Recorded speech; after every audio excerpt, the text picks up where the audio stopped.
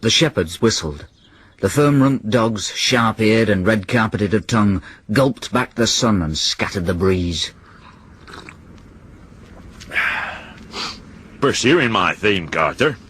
What theme? The exigencies of marriage.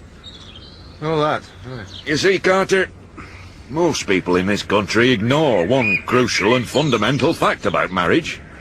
Which is? It involves sleeping with a woman. Talk about the ultimate punishment. You see, lad, what most people don't realise is that as soon as a woman falls asleep, she automatically doubles her body weight. She closes her eyes, she starts to snore, she keels over onto you, and whoop! It's like having to sleep under a pile of postman's bicycles. And it gets even worse when they wake up. Dig you in the back with a big toenail and say, right then, it's time for your conjugal duties. My God, Carter. Conjugal duties? My late wife was a devil for it. She liked doing it in time to music. She had this old wind-up gramophone of her second cousin's in the bedroom. Great ginormous horn it had on it. And she'd put a record on, and she'd whir the handle round and round, and the muscles would stand out on her arms like hand grenades. And I'd be cowering in bed there, sheets scrunched up to me chin, thinking, oh my God, not Victor Sylvester again. All that strict tempo and reversing. And it got worse when she went classical. Rossini was sheer hell. Overture to William Tell. Bum bum bum bum bum bum bum bum bum bum bum bum bum bum bum. You know, Carter, I was totally shattered by the time the trombones came in. I bet you were. Funny, ain't it? Birds do it, bees do it. I wonder if bus conductors do it. I suppose they must in order to perpetuate the species. Well, they can't do it often, though, otherwise you wouldn't get so many one-man buses. Aye. Come on, let's get ourselves some more ale. They heaved themselves out of the lee of the mountain ash and descended the fierce rake of the hill. Women. I served all through the First World War, and do you know why? For freedom. So man could be free of tyranny and oppression. So man could have the pride and the dignity to stand up for his rights. So man could have the freedom to look the great dictator straight in the eyes and say, bugger going shopping with you. I'm going for a pint with the lads.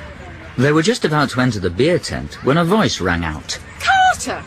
Uncle Mort! What are you doing here? They spun round to see a young woman dressed in white linen suit and navy blue patent leather shoes. She was carrying a slim navy blue briefcase under her arm. It was Carter Brandon's wife, Pat. Oh, well, Carter. Do you like Mussolini by any chance? Just look at the state of you, Carter. You're covered from head to foot in grass stains. Oh, you're ankle-deep in sheep's doodahs, and your muffler's positively drooping with guilt. What on earth are you doing here? We've come to watch the sheep. What are you doing here? How dare you talk to me in that tone of voice with your cocky Adam's apple?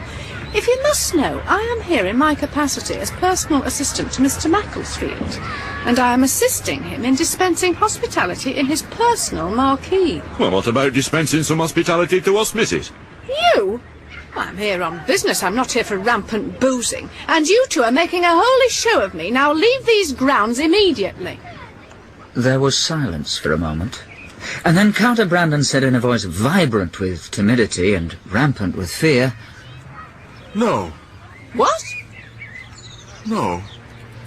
There was another silence, and then Pat took a £10 note out of her briefcase. If I were to, Half an hour later, Carter Brandon and Uncle Mort sat in a snug corner of a moorland pub, their pints of ale and glasses of whiskey glowing smugly in the cool-tempered gloom. By God, we showed them, Carter. The great dictators, the great tyrants. We showed them our mettle, eh? Aye. Just like I showed your Auntie Edna when she were playing her Rossini. Do you know what I said to her, Carter? No. I said, why don't we try Chopin for a change? The minute waltz would be favourite for me.